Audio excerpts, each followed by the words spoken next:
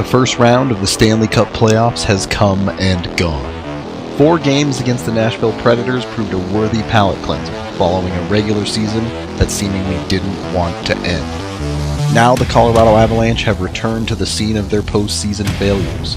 The A emblazoned on their chest might as well be a scarlet letter, the perfect symbol of the sins of their past they carry with them into the second round against the St. Louis Blues. Have the growing pains and hard lessons learned properly prepared them for this moment? Are they destined to forever disappoint, making their scarlet A stand for again? Or will they shed their scars on the road to greatness?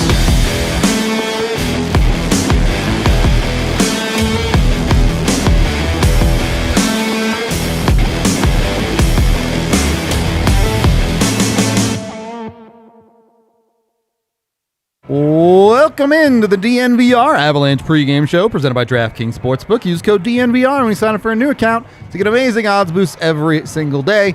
Rudo, AJ, Blais coming at you live before Game 6 in St. Louis.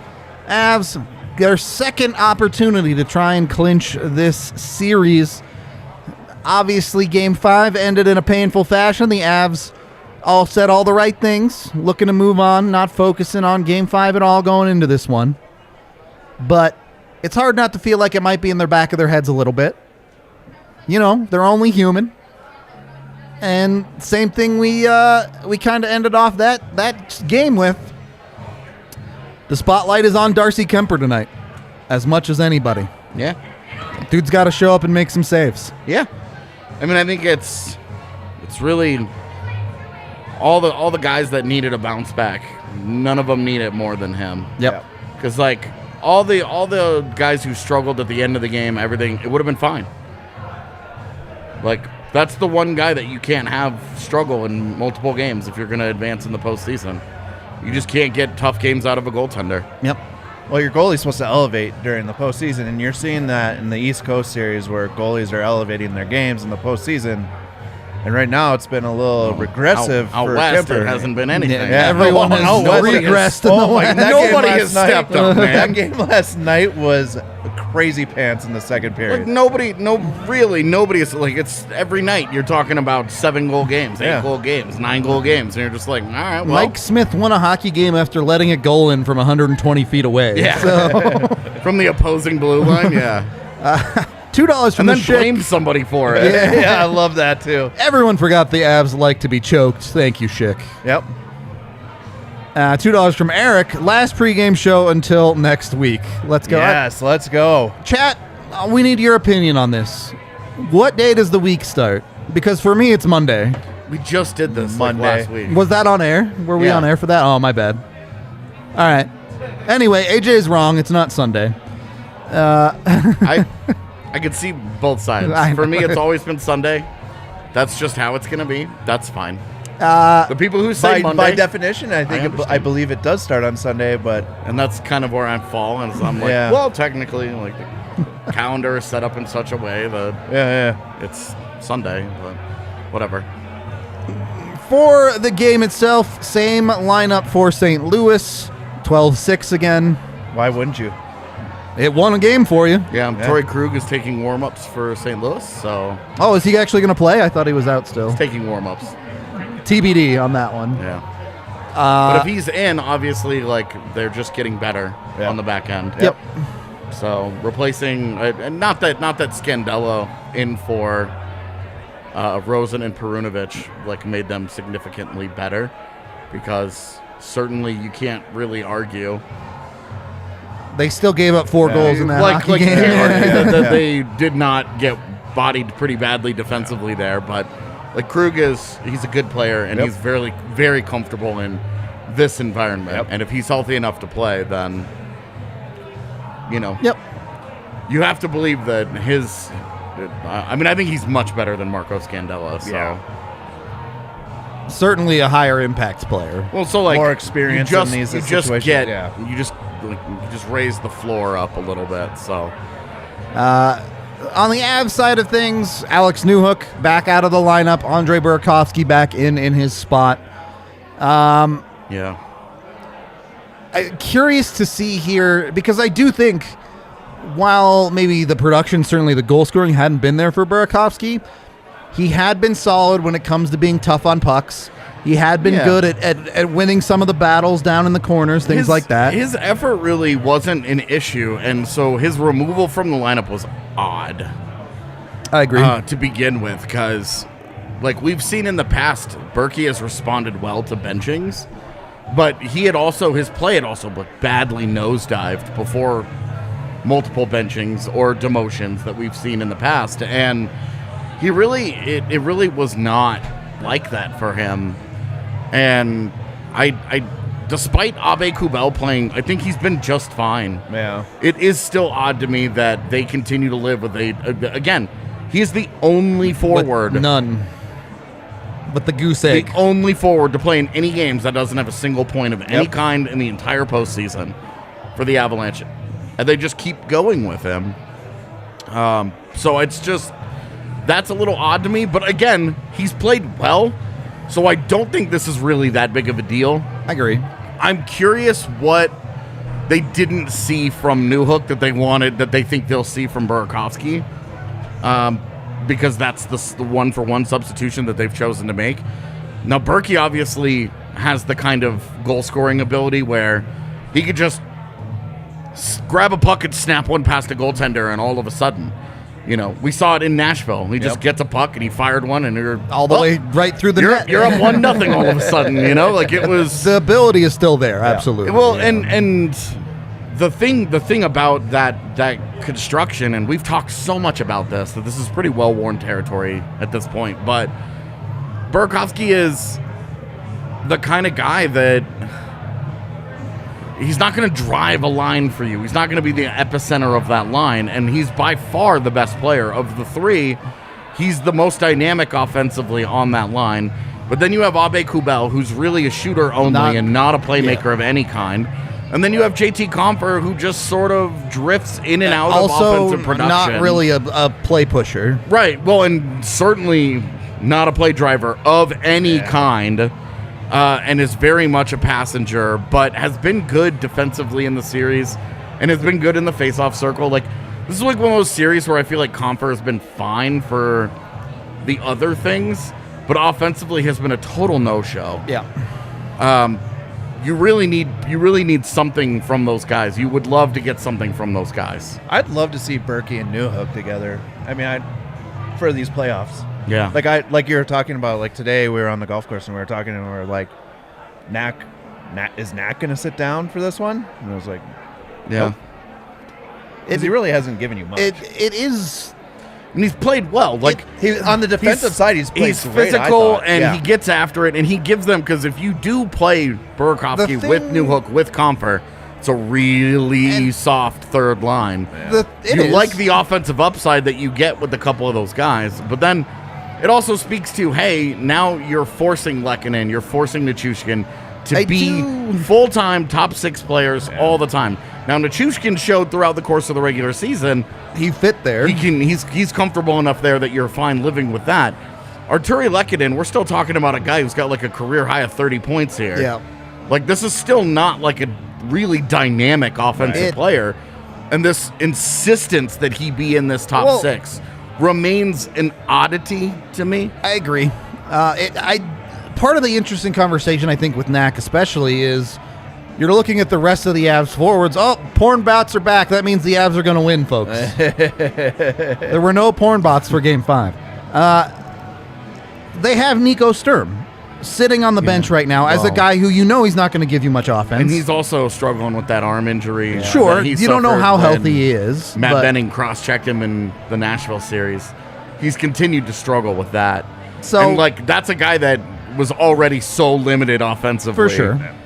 That had pulling him out is just like, okay, I totally get where they're coming from. Yeah, I understand it, and I understand. Look, we're not the head coach, and so far it's hard to doubt Jared Bednar in this series. Every roster move he's made has worked out, so not going to doubt it, but we'll be curious to see, especially at minimum, the Avs get at least one more game in this series, how things continue to develop. So, the next topic we have to get to here. The Avs are 4-0 on the road so far in Road team the is playoffs. 4-1 in this series. Yep. Seems like road teams are doing just fine in the postseason. Unless you're the Carolina Hurricanes. Yeah, unless you're the Hurricanes, road teams are just like outside of their series. Road teams are doing okay here. Yeah. Kane's been dope at home, though. Yeah, well, that's what I'm saying. Yeah. All the road teams lose in Carolina. Yeah. But then Carolina can't win on the road. Yep. It's just over and over. Outside of the series in which they are involved, road teams are holding their own in this postseason. And we watched Edmonton last night go into Calgary and close that series out. Yeah. And when you look at the Avs on the road, look at who's getting involved for them offensively. Cale Makar, Devon Taves. You get goal from Eric Johnson in Game 4. Yeah, Nazem Kadri was involved in both of those games. It's their defense and their depth stepping up on the road for them. And I don't think it's any secret that the Avs have needed more out of Cale Makar. The more I watch that goal, the more I just shake my head at how nonsense of it. Absolute garbage it ended up being. Like, I crushed Kemper for this, and it's really just like, what is this play? It's again, I think the onus on Kemper is obviously the fifth goal. And then the combination, way more so than all the others. The other overtime winner, goals 2, 3, and 4 combined together, where all of them you're like, you'd like one of those, dude. Yeah. And then the fifth one, you're like, you have to have. What the hell, man? Yeah. I mean, goaltending is a group effort, and he was let down by his well, defense. absolutely. There were some things. He has to have some of those saves. There were some, but you look at some of the uncontrollables. Literally, we're talking about, the Blues got it done. That was a puck that took a wild carom across the net front, was bounced over Makar's stick. Just takes a wild swing at it, and gets it. And it bounces into the front of the net off of Kemper's stick, which he doesn't have time to realistically react to that. That fourth goal, though, and then into the empty net, and and you're like, okay, everybody agrees that the Avs needed to be better all throughout that play, but also. Holy shit, dude. But this continues to be a series where St. Louis has gotten crazy bounces for goals. Yep.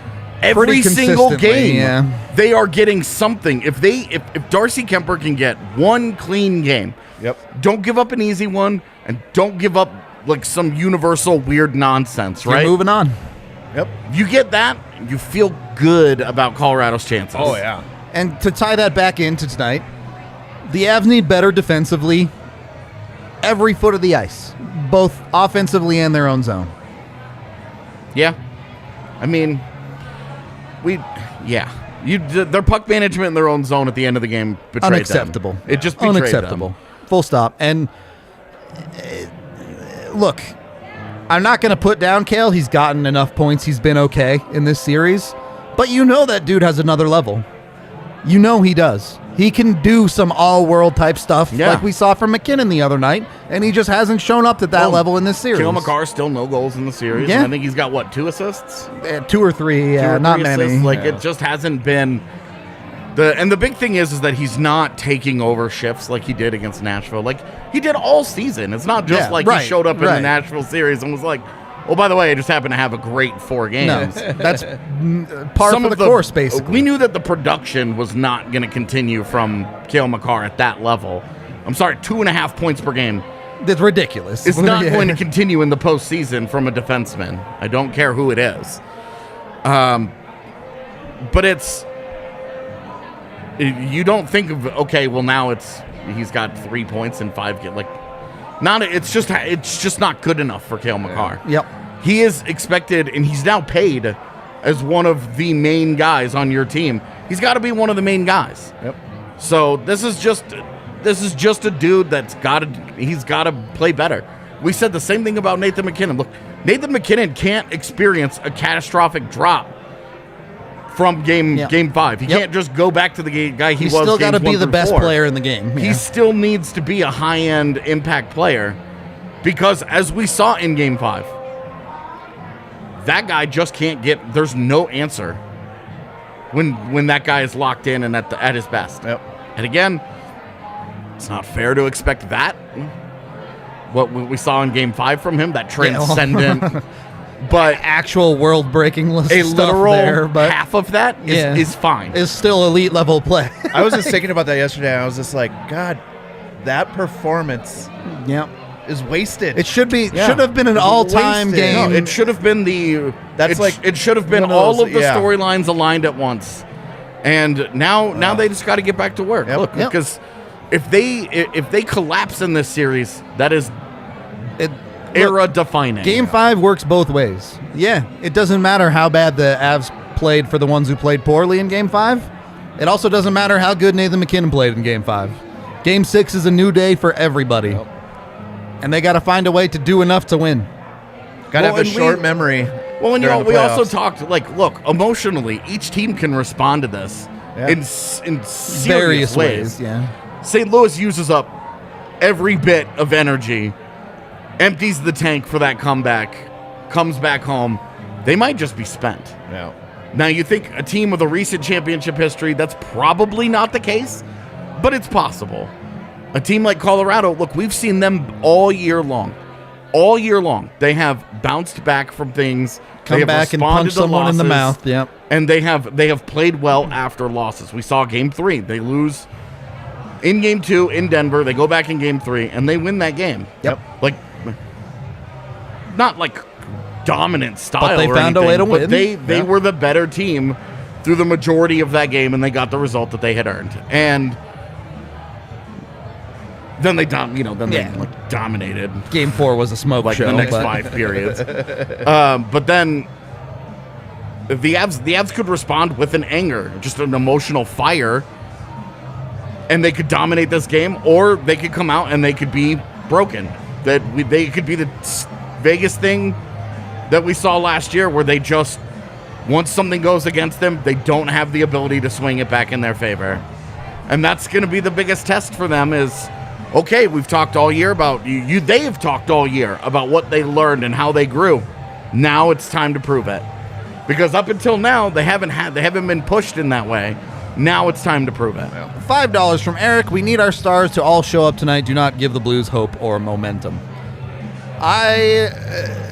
Look, you're in Game 6 of the second round. From here on out, for me, I'm done even sending out the meme predictions at this point. You're going to go play a hockey game, you're going to go watch a hockey game, and whatever's going to happen is going to happen. You take it wherever you can get it. You prevent it however you can. It's the only game on. It's the only game on tonight, and they're still puck drop They is still delay it for 16 15 minutes minutes for no reason. Yeah. for no reason. There's no rhyme or reason for this is the dumbest thing. They actually delayed it just so I can get set up for the watch along. So thanks, TNT. Well, this is why, like, I get here. Yeah, when you do. I got here at 5:28, and then Lindsay just wanted to tell hung me out her for life 10 story, minutes, and so I'm and- like, it's fine. Yep. They'll delay the start of this game. So Okay. anyway, So, on the road, and hey, maybe it helps them to be on the road where they get to be the villain and Yeah. they get to be hated, and all the pressure is back on St. Louis, or whatever. whatever trick they play in their own mind to get them there. Whatever they need to do mentally to. Yeah. Okay, whatever. They were very good at both on home ice and on the road. I think they were like the 4th or 5th best road team. So it's not like they're a bad road club. All right, let's make some money. Changing it up tonight. I went on bets today, Yeah, so AJ we already had some. did this. AJ has some locked and loaded for it. So, ooh, all right. Over 3.5 goals. Yeah, so I picked Colorado to score more than 3 tonight, Yeah. just because it's kind of been the way the series has gone, and I think you feel real if they get to 4. You feel real good about their chances. I'm not doing this tonight. shit with you. But- Tonight.